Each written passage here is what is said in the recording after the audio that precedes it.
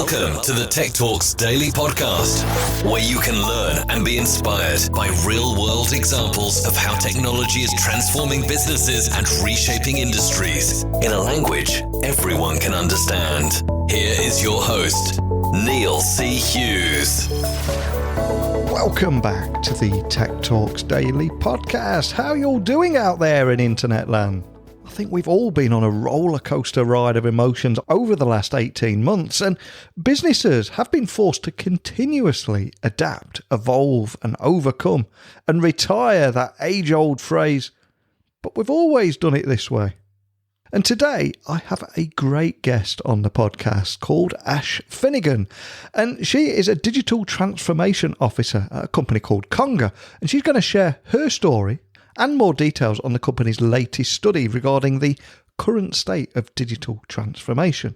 And drawing up over 20 years of experience in the digital space, she's also going to argue that companies might need to rethink their approach to transformation because initiatives are often rushed or short-sighted, and COVID-19 has only accelerated that issue, especially as resilience is something that every business is starting to take much more seriously.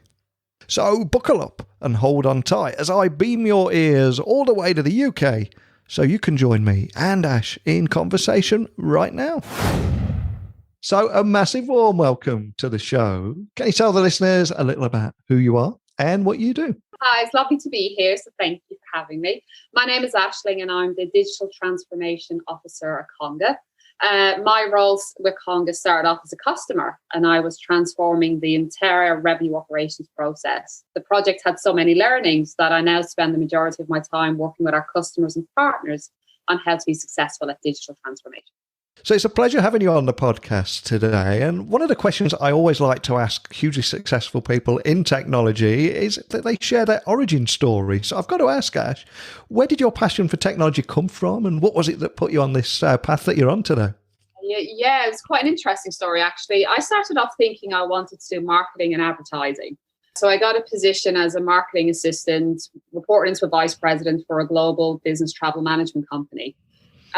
Looking after some of the largest business travel for some of the large corporate organizations. And at the time, we did a lot of the marketing and advertising in, like we had a hotel book we used to send out to our travel agents worldwide. We had 15,000 of them.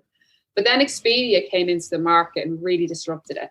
So they started to really drive the whole self-booking and not use an agency, like using travel agents to book the travel. And it was quite interesting because it really disrupted our market. Because what we had to do then was create our own technology and start to build our own self-booking tools. And it was a great time for me to work with the large incumbents, watch it, this small new entrants coming in with technology and changing the market completely. So one of the things I thought I was in love with was the marketing and the advertising side of it, which was great. But when we built our own software platform, we had to look at how we'd incorporate all the marketing and advertising on the technology platform. And I guess for me, watching something being built from scratch, being able to decide how it works, how it needs to work, how it should work so we can stay competitive, was where I really fell in love more with the technology. I love the advertising and the marketing, but being able to sit with developers and talk about what if it could do this, I could really make customers happy. And I think that was the part for me. I never separate like the customer I'm trying to serve and then building the technology to make sure it does it seamlessly. So yeah, that was probably about 17 years ago now. So yeah, I just fell in love with marketing, sales, and then building the technology was my big thing. Which is why now I spend a lot of my times going into schools, working with sixth form students. I built my own technology SaaS platform because I wanted to show them what they don't know. I didn't know that part of technology existed. It's a fantastic story there. And here in 2021, can you tell me a little bit more about Conga and the kind of problems that you solve for your customers, just for people that could be hearing about you guys for the first time? Yeah, so Conga is very uniquely positioned. We focus heavily a lot around solving problems around the revenue operations process. And the revenue operations process is helping customers serve their customers better, creating that connected customer experience. So it's how a business makes revenue. And the big thing we do is we can help every part of this. So it's the sales side, into legal side, into finance side. And it's making sure that they can their teams can operate and collaborate together. Using technology as a way of having that 360 view of the customer, what customers are buying, what contracts they need to sign, where they are with their invoicing, with the whole customer experience. So we help end to end with all of the documents, contracting process, and tools like CPQ. I think 2 years ago, many businesses might have thought that the digital transformation was a destination that they could just tick off their wish list and move forward onto the next big thing or next big IT project. But we all know what happened next. I'm curious, do you think companies now need to rethink that approach to transformation and realise that it is more of a journey? Yeah, I think it's always been a journey. I think a lot of the time, like we're seeing with customers now, a lot of businesses have gone through the first wave of kind of doing digital transformation. And what they realized was they thought it was this big project and it's going to go live. And you saw a lot of failed implementations. So they say about 50% of digital transformation projects fail. Because again, big project, build in a corner and release it to the business, and it doesn't work. And what is now that businesses are realizing that it's continuous change, but it needs to be done at the pace the business is ready.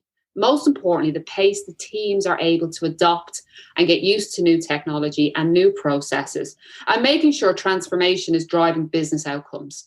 So it's more about understanding where a business is, where they want to get to, and what to build first, and then where to go next. And that's the real art of like digital transformation success. Big bang, big projects over in 2-3 years. That's not what it's about anymore. It's all about speed to value, but most importantly, taking people on a journey with you. Technology is only one part of the story. You've got to take your users on that journey with you. And one of the reasons I invited you on the podcast today was after coming across a recent study regarding the current state of digital transformation. So could you set the scene and tell the listeners a little bit more about that study and what you revealed in it too? Well, a lot of what we revealed is we always engage back with our customers on what they bought, did it work, did it drive the business outcomes? And a lot of that revealed was probably a lot what I've just said to you, which was there's so many features. They started the first wave of adoption. They're getting results, but they don't know what to do next. So a lot of the survey didn't really surprise me because I live on the front line.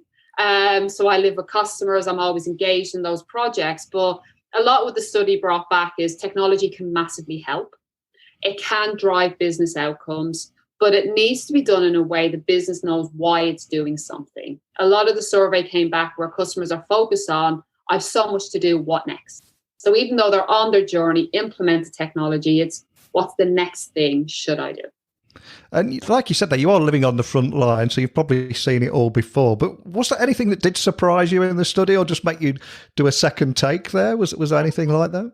Was there anything there? Yeah, I think the thing for me that kind of surprised me is that there was still so many people expecting it to be instant and expected to be, I'm done. I think that was the bit, you still think you hear all the surveys, from the big providers saying like why it's happening in the market and why it's changing and why transformation projects fail.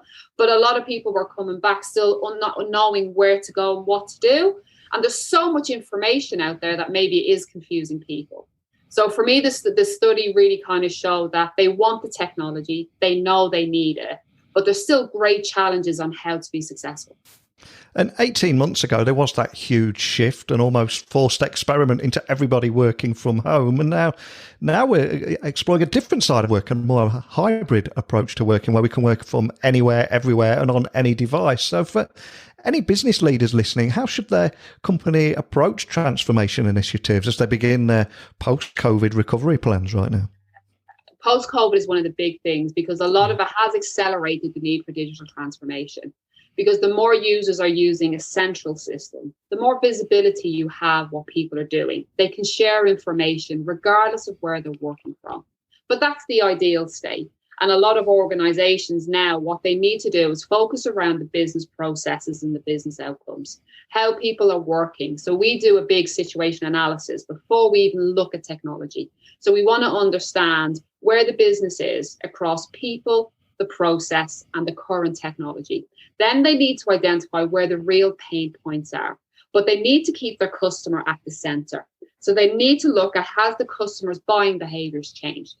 Has the changes in the market made new people come in and see an opportunity? There's always opportunity in chaos. So for me, the big thing I would say is for businesses, stop, don't rush to technology, understand where you are, the market you serve, has it changed?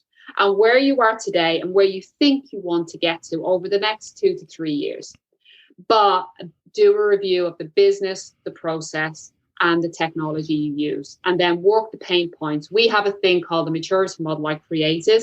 Just because I came from the customer side, I know how painful it is to get these projects live. I've done it firsthand. So for me, the maturity model was all about, it's a step-by-step framework, and it's all based around, the single data model. Is your business logic there?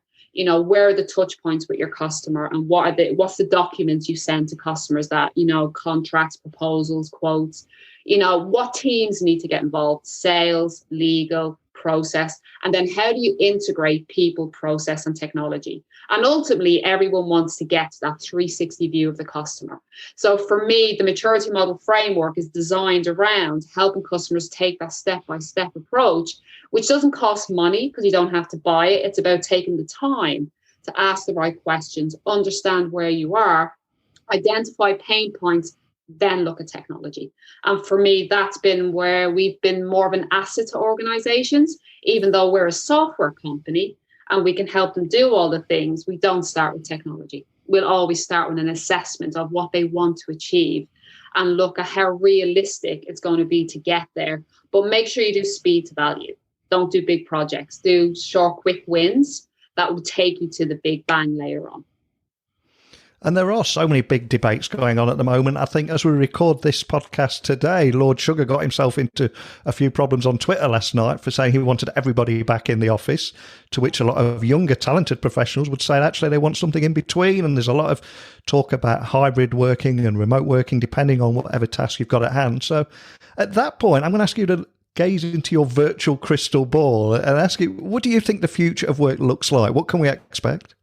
I think the future of work is all going to be based around technology. Yeah. I think where people work and how, he may say that's what he wants, but a pandemic happened and nobody had a choice. Yeah. So I don't think the decision is sat there. But I think what the future for me will be, it's very focused around technology, different ways of serving your customer. But the old tradition of knowing your customer, knowing what they want and how they want to connect and receive goods from you is where your focus should be. So for me, I think technology will be the key driver. People working from home, working within, it shouldn't impact. You should build your system for every possibility because we don't control the future. If we learn now and go back to what we thought before, we're all back in the office, let's go back and not do technology anymore. Well, you just never learn lessons. So I'm sitting there going, one thing I've learned, stay close to technology. It's powerful. It can help you be better. It gives you data and insights that you will learn and become more predictive about how you connect with customers, how you work with customers. It makes you make better decisions. So technology, whether you're working from home or in, should be the center of what you do. Capturing and understanding your customers needs to be key. And just being able to be agile and respond. So build technology that can be changed and tweaked. And that's a lot of what we work with customers, whether it's their sales team selling or the customers are buying themselves. The ability to respond is what we're building into transformation programs. So my crystal ball, definitely technology, but it needs to be changeable and it needs to be adaptable. So fluid and make change the norm. If you make a culture of constant change, does not matter what happens. Your teams are used to adapting and pivoting based on market conditions, data and intelligence, or because the customer wants something different. I completely agree. If we've learned anything over the last 18 months, it's being able to adapt, change, evolve, and be resilient, obviously. But I'm curious, what's next for you and Conga? Is there anything that excites you about the role that you're going to be playing in the future of work too? Yeah, I'm super excited. Obviously, I'm hugely passionate about building technology. I now report into our Chief Product Officer, so I'm working closely with him on the future state of our platform. How do we make it more agile? How do we make it more data-driven? How do we make it easier to implement? How do we use the maturity model to help customers adopt, build technology, take teams on that journey. So for me, I'm more interested in the how of technology, and I'm really lucky because, again, I get to say, can you get it to do this? If it does this, the customers are going to love it. And then I can run to the customer and say, it can now do this, or this is on the roadmap. So I guess being the bridge from the customer back to the tech team and saying, if we do it like this, we could win and solve real problems. So I think the thing that excites me is Conga seem very focused on the customer and helping our customers serve their customers better. And in order to do that, we need to read our customers, speak to them, and we work with some of the best brands in the world.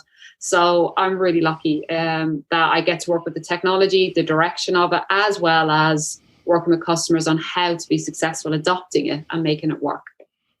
Absolutely love that. And we did start our conversation today talking about your origin story, where your passion came from technology. Now, before I let you go, another question I like to ask my guests is a little bit more about the soundtrack to your tech career. So is there a particular song or piece of music that stands out to you in your career? Maybe it helps you get your head in the zone before going on stage or landing a big meeting, or just been a big part of your life. And is there a story behind that song? Is there anything that springs to mind?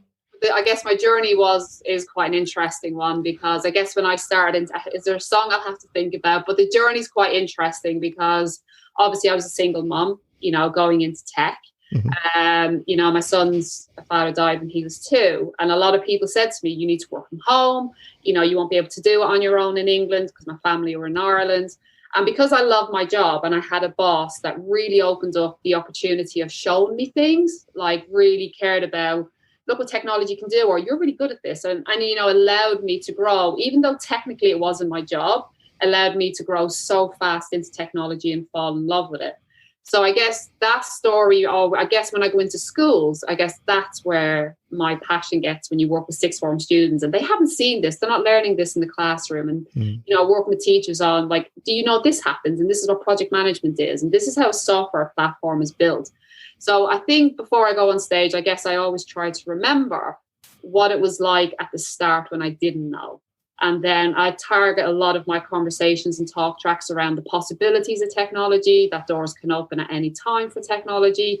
So I always try to keep my talk tracks very focused on the possibilities. It's open for everyone, females especially, getting more women in the technology space. So yeah, I guess I don't know if I can pick a song for you. I probably should have thought about that. I have lots of music that I really love that inspires me. I just can't think of a song. Maybe I'll have to send you a note if I think of one. Okay. Well, if you do think of one, especially if it's your killer intro track that people walk onto, if there's anything you think of, let me know and I'll add it to the playlist. I will think about it. And I think the key thing for me is that I always say to people, if you're starting a job in one area thinking that's what you want, meet other teams. For me, by connecting with technology teams or project teams or marketing teams or sales teams, I ended up falling in love with something completely different than I thought I was going to do. Yeah. So I think for me, especially as leaders in technology, we now need to be getting the next generation into technology. We need to be educating them about the possibilities of the different career paths.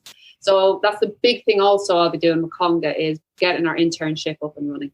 And making sure that we're bringing the next generation of talent in, because their ideas far supersede anything we ever do, because they live on technology. So I win both ways. I actually get really smart kids with and great ideas for technology. So yeah, I know I've gone off track probably to the question you asked, but as long as the theme is around technologies, about possibilities, it's constant developing and recreating and being innovative. In order to do that, you need the next generation. You need to be opening the doors and thinking, what's next all the time. So, yeah, I haven't got a song for that, but I think. No, that's an incredibly important and powerful moment to end on. And I think it's so difficult for kids right now. They're learning skills in school for job roles that don't even exist yet for the large part of it. So the work you're doing in those schools is so important as well, and then bringing that next generation into the workplace. But before I let you go, for anyone listening that wants to find out more information about Conga or contact a member of your team, what's the best starting point for that? The best would always be going to our website. There's always multiple ways there. There's telephone numbers there. There's email addresses. There's LinkedIn. Conga's in a lot of places on social media. So yeah, reach out at any point. It's very easy. Once you touch one of the contact us, you'll get a response from many of the teams in different languages and across the globe. Well, I can't thank you enough for coming on here today, talking about the current state of digital transformation, sharing your story, and also the great work you're doing with the next generation and bringing those kids along. It's so important, and we should talk about it more. But more than anything, just thank you for joining me on the show today. Thank you for having me, Neil. It's been a great pleasure, and you've made it fun and easy as well. So thank you. So a big thank you to Ash for discussing how companies should approach transformation initiatives, especially as they begin their post-COVID recovery plans. And that news that, according to Conga's latest research, only 36% of all projects relating to the transformation of commercial operations are considered successful. And 95% of leaders citing that their organisation needs to improve its revenue operations just blew my mind. And I also love chatting about the future of work, streamlining workflows and enabling further collaboration, and how that is going to be the key driver to the post-COVID economy and hybrid workforce. But I think most importantly, I think the work that she is doing with the next generation of tech talent is just one of the many things that really made her shine on the show today. But over to you. We've covered a lot of ground in a short amount of time, and I suspect that you've got very similar stories, and maybe some of Ash's words resonated with you today. So I invite you to share your stories, your insights, your expertise. And remember, there's also an open invite for any of you listening to come on this podcast too. And all you need to do is send those pictures, questions, opinions, whatever it might be, in an email to me, techblogwriter@outlook.com. You get me on LinkedIn, Twitter, Instagram at Neil C. Hughes, and my website is techblogwriter.co.uk. And I think I should also give a very special thank you to today's guest, because I had somewhat of a technical nightmare recording the show. After over 1,650 interviews, my computer completely died mid-interview. But Ash was incredibly gracious and patient throughout, and I'm sure you'll agree we ended up with a cracking interview, no matter what tech gremlins got in our way. So a big thank you to her for coming on the podcast, sharing her story, being so patient, and an even bigger thank you to each and every one of you listening. And until next time, don't be a stranger. Thank you for listening to the Tech Talks Daily Podcast with Neil C. Hughes. Remember, technology works best when it brings people together.